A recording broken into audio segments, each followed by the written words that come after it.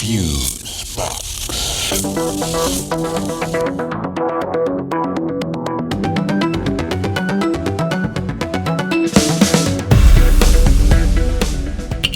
Okay, this is Fusebox number 201, Court of Flaw. And you just set the clock back 50 years. Yeah, and we didn't even get the benefit of looking younger. Hello, friends, and welcome in to this, the 201st edition of Fusebox, discreetly entitled Court of Flaw. And I'm your rearranging the deck chairs of democracy on the Titanic host, Marc Rose. And over there, awash in the glow of red and blue LEDs, is the high poobah of the parametric, Milt Keynes, everybody. Well, thank you kindly. And welcome to what seems to have become the disunited People's Republic of America. Yeah, human rights? Who needs them, right? Well, we're going to get into all that soon enough, but I wanted to start by saying a great big thanks once again to everybody who made our 200th show an absolute joy to do, and a big shout out to Sally and her staff at Suicide Sally's for allowing us to have our way with the place for a spell there. Oh, that was a blast, bro. I'd say we do that again. Well, I'm in. What are you doing now? Yeah, don't tempt me. It was indeed a treat. And big thanks again to Regina Carroll and Jeff Pollard for adding their considerable talents to make that a memorable episode for sure. We have some other news to share regarding this program as well, so... Stay tuned for a special programming update. That's right. We've got some fun and exciting news to report, so please hang around this very audio event for that info coming up soon. So friends, this edition of the show is entitled Court of Flaw, and for a darn good reason, too. It's become a meme of late, but the idea that, remember folks, before you go to bed tonight, be sure to turn your clocks back 50 years, is a little too accurate. Oh, man, I just can't wait for the rest of the Justice Thomas recommendations to be trotted out, you know? I mean, women's rights? Oh, hell no. Get back in the kitchen where you belong, and where's my beer? Might as well just toss out that whole Bill of Rights thing, too, because clearly we're not using it anymore. Yes, it's a dark precedent, for sure. We've seen a disturbing pattern emerging over the last few years, and now given full throttle by the orange guys stacking the court with high-octane conservatives, folks who really were, to say the least, controversial. And as we're about to hear, friends, they were all lying liars who lie.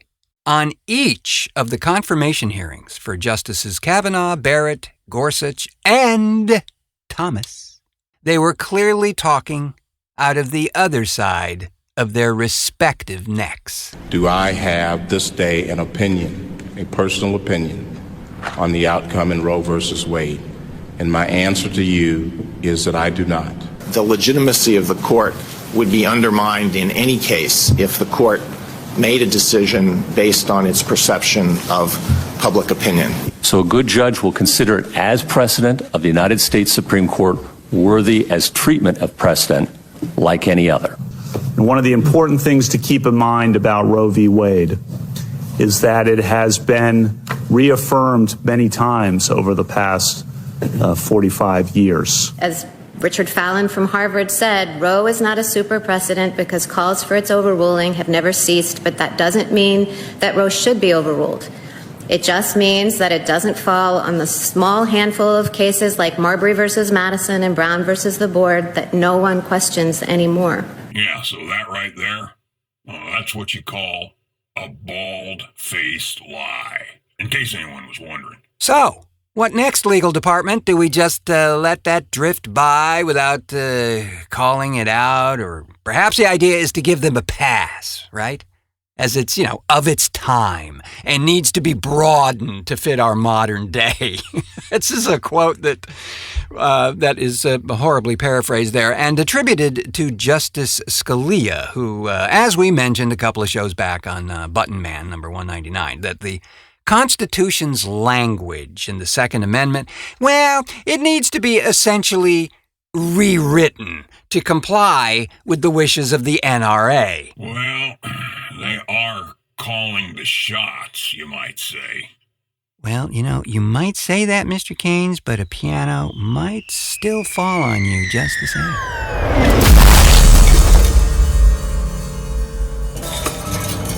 Oh, man, I think I'm still hungover from the 200th show. Clearly.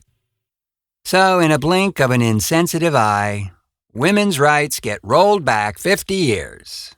What about we just rescind women's right to vote in the next thing? How about that? Or maybe we just make it a whole lot easier and have the church run it all.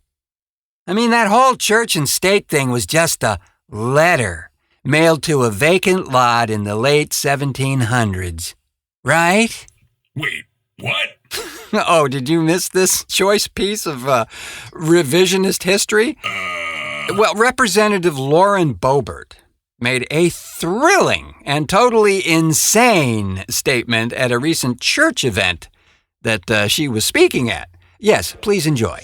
The church is supposed to direct the government. The government is not supposed to direct the church. That is not how our founding fathers intended it. And I'm tired of this separation of church and state junk that's not in the Constitution. It was in a stinking letter, and it means nothing like what they say it does.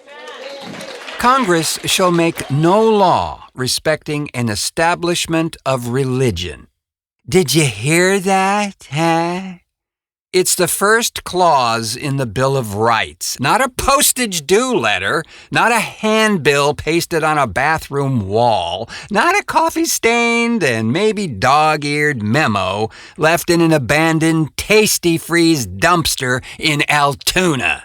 I think that in the depths of her ignorance, Representative Boebert is trying to conflate, beyond the boundaries of space-time, the phrase church and state that was used by Thomas Jefferson in his 1802 letter to the Danbury Baptist Association, because in it he declared that when the American people adopted the Establishment Clause, they built a, quote, wall of separation between the church and state. Now, why, you ask, would he say it like that? Well, because, friends, both Jefferson and fellow Virginian James Madison felt that state support for a particular religion, or for any religion, was improper.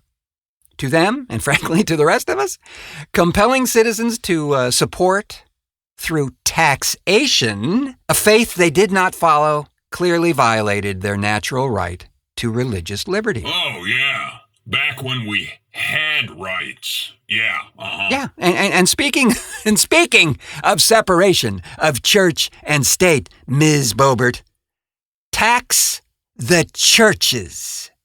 Tax the property the churches own. Yeah, you might get some blowback on that one, bro. Of course. This is another case of all for one and all for me.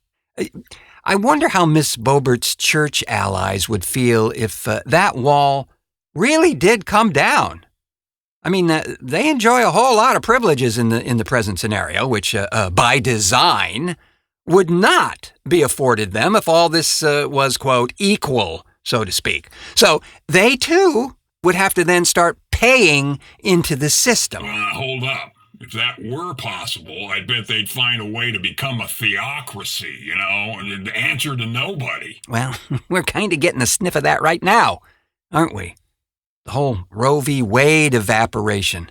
Now that right there, that's a size 17 footprint in that very direction. I just love how the argument for it is No, we haven't outlawed abortions, just threw it back to the states, that's all. Nothing to see here. Right, and with presumably half of the country implementing these so-called trigger laws, which make it illegal in that state, the options are, at least at present, becoming more and more difficult to find. The other sick part of this action, and they know it, is the folks who can least afford the travel to wherever the hell they have to go to get the abortion are in these states with these laws, mostly in the South. Yeah, some in the Midwest, too.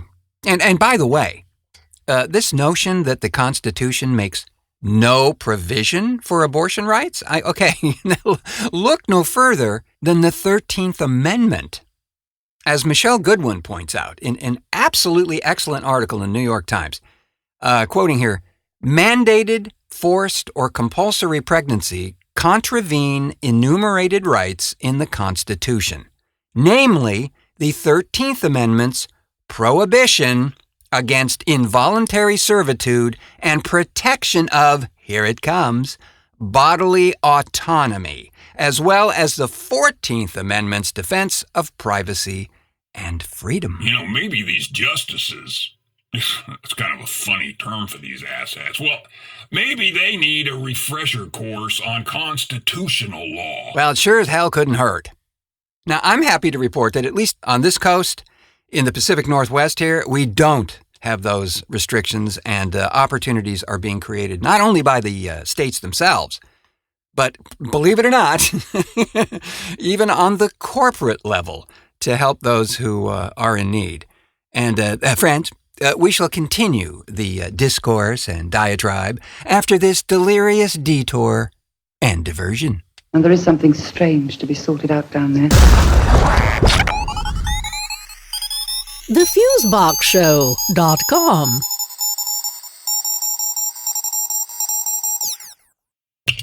And we're back, bro. Indeed, sir. Indeed.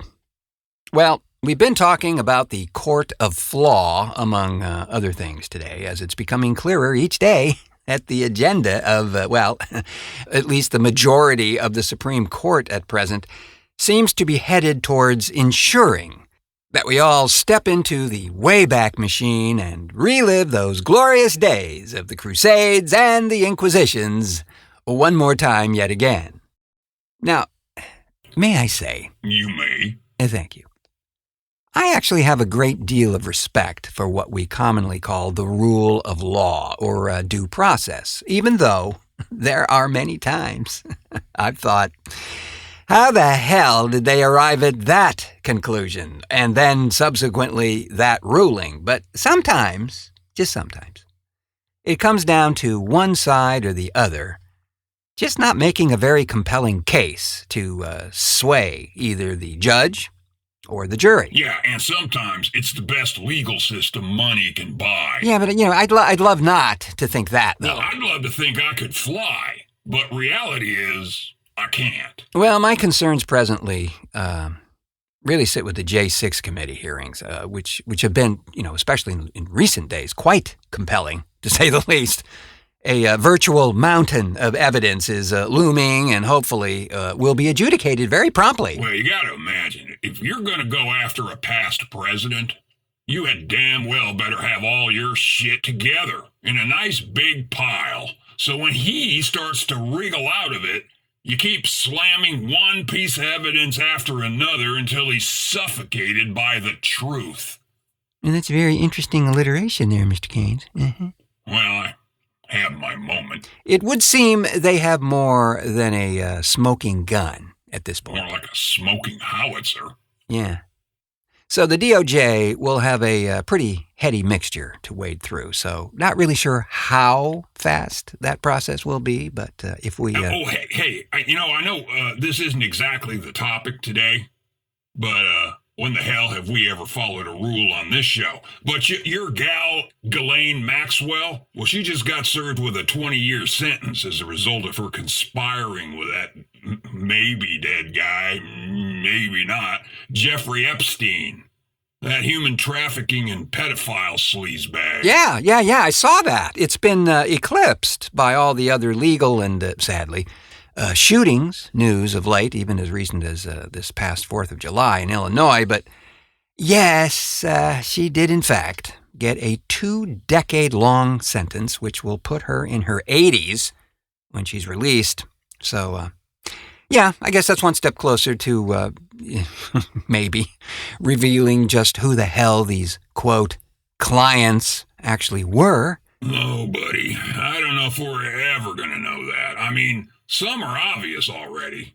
But these other people, whoever they are so under the radar and probably really guarded that it's likely we'll never know their name. Yeah, it's probable that we'd not really know them anyway.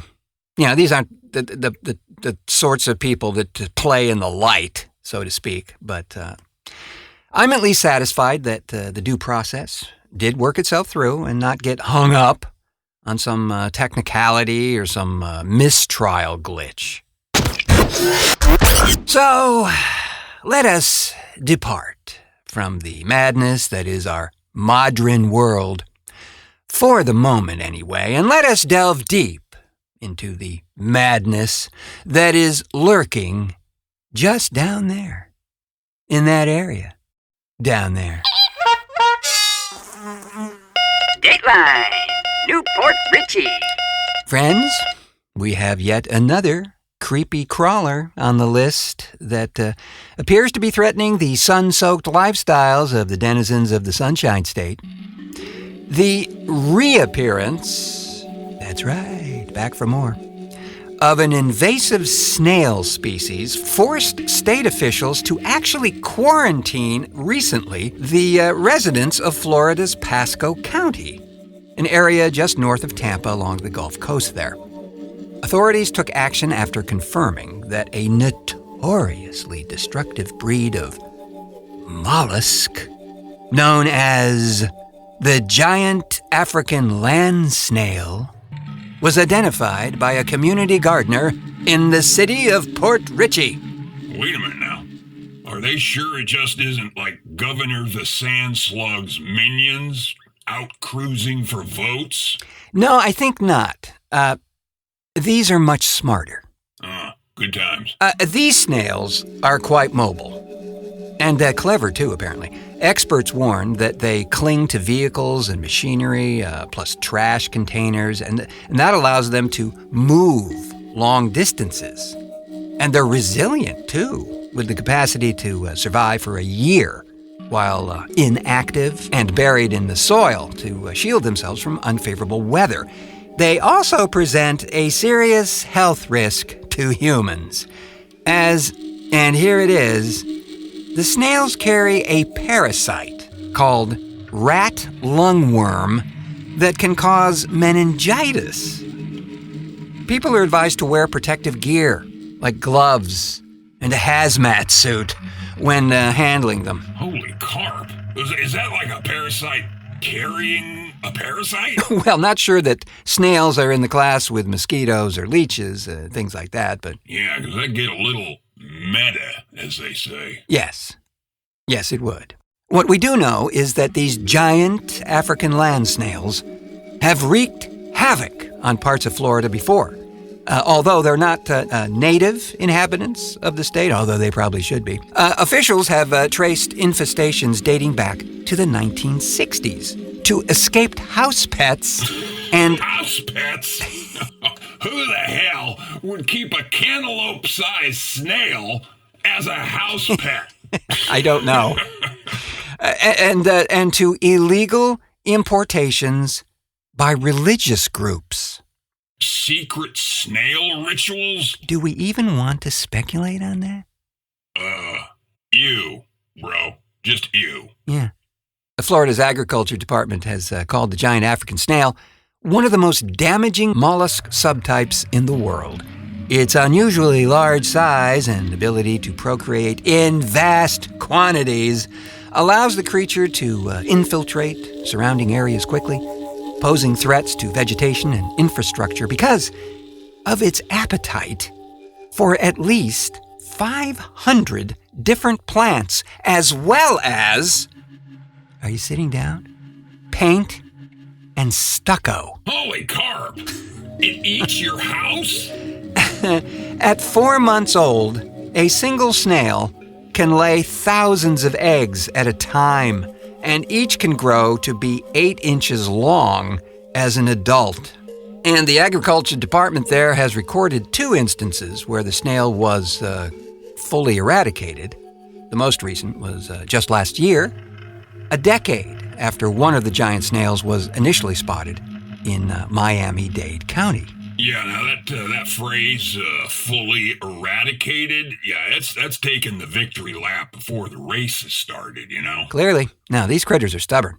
Now, I don't suppose they make a good escargot. I mean, I'm asking for a friend. Dateline, West Palm Beach. Exotic car fans, take note. A Heritage Edition Ford GT owner crashed his recently purchased supercar into a tree because he was, quote, unfamiliar with how to drive a stick shift.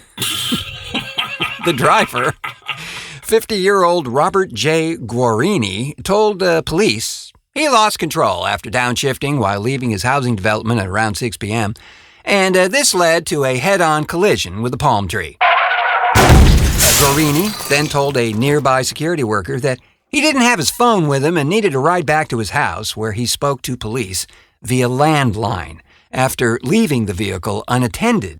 The hit was substantial enough to trigger multiple airbags and disable the vehicle completely. It's unclear how fast Guarini was driving when the crash occurred, but the GT slid far enough after hitting the tree that it blocked a nearby sidewalk.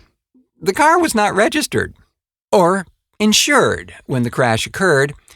The listed vehicle identification number indicates that the car was purchased at a Barrett-Jackson auction in Palm Beach, Florida for, can you have a little snare drum here? $704,000. Yeah, that would make replacement of this vehicle a very expensive endeavor. Guarini was issued a citation for driving with a suspended license and a warning for operating an unregistered vehicle. What? Yes, of course.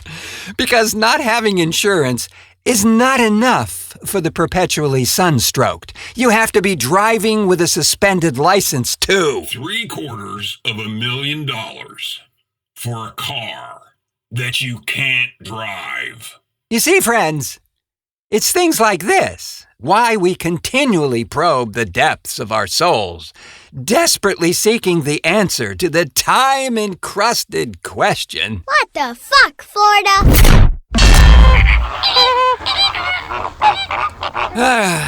Mercy sakes. Anyway, before we exit this time-controlled moment of, well, time, I want to make a big announcement. In tandem with the launch of the last show, the big 200th episode, we also, quietly, without anyone noticing, because we were wearing footies at the time, we launched our very own Patreon page. Now, friends, if you're unfamiliar with this Patreon thing, it's essentially a place where creators can get a little help financially from the folks who dig the stuff they do. It's been a terrific help to scads of folks over the years. Yeah, it's kind of like a Kickstarter or a GoFundMe thing, except it's monthly. Right. So, and also for as little as $1 or $2 a month, you can help creatives like us do what they do best, which is create. But there's something in it for them too, yeah? I mean, beside the show. Oh, indeed there is, Mr. Kane. So glad you said that. Well, I'm here to serve. I've been told that. Yes, sir. Haven't actually seen it, but been told that. So we have these tiers or levels of involvement that you can select from, and you can see all this on our Patreon page, but it's which is, by the way, linked right down there in the show notes. But for $2 a month, in our level called thanks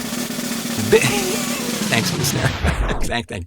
Called Bigness, you will get access to the Patreon-only feed, which is consists of basically never-before-seen except for that one time in Provo, Utah. Material created especially for our Patreon supporters. Now, you got your behind-the-scenes stuff, you got your tech stuff, you got your excerpts from hidden microphone recordings captured aboard alien spacecraft, or from our favorite show mascots, Eco and Milo. You get their award-wanting interview program, Who's Talking? No, really, Who's Talking? And priority notification about upcoming Fusebox stuff. And you get the show early. Yes, sir. Yes, sir, you do. As it comes on its own super-duper RSS feed, completely separate from our standard one. And hence, all this exclusive content comes directly to you, discreetly and without the need for brown paper packaging. Yes, but also, you get access to a special secret phone number, a Fusebox voicemail line, where we encourage you to leave your thoughts, your comments, regrets, and or fears. Then there's the huge bigness tier. And at $5 a month, you get all the stuff we just mentioned. Plus, you'll get a 20-ounce Fusebox whiskey mug with the show art of your choice. And there's like 200 covers, so happy choosing. Oh, yeah, hell, they are really cool and incredibly well made.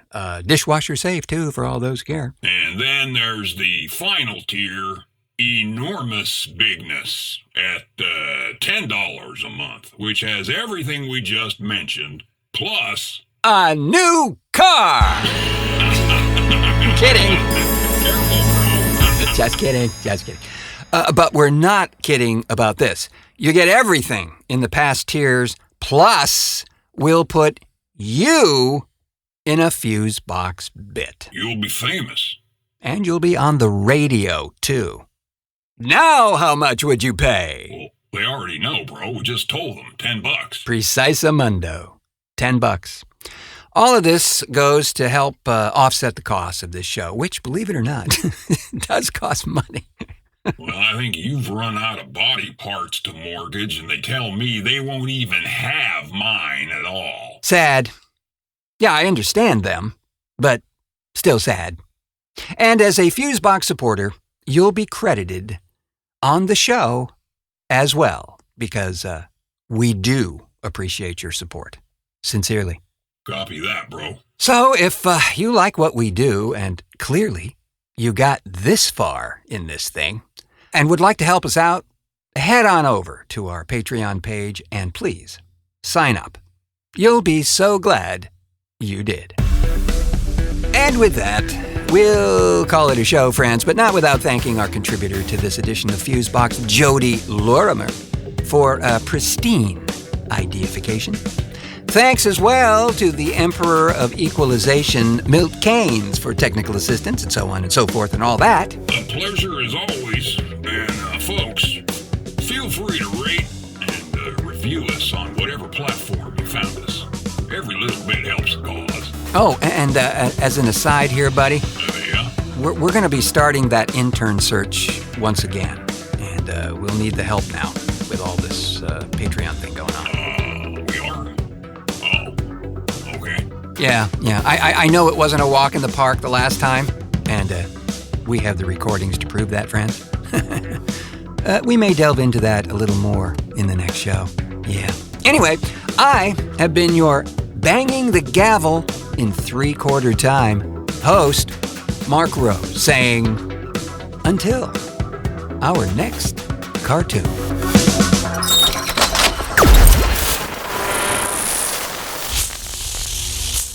Fusebox.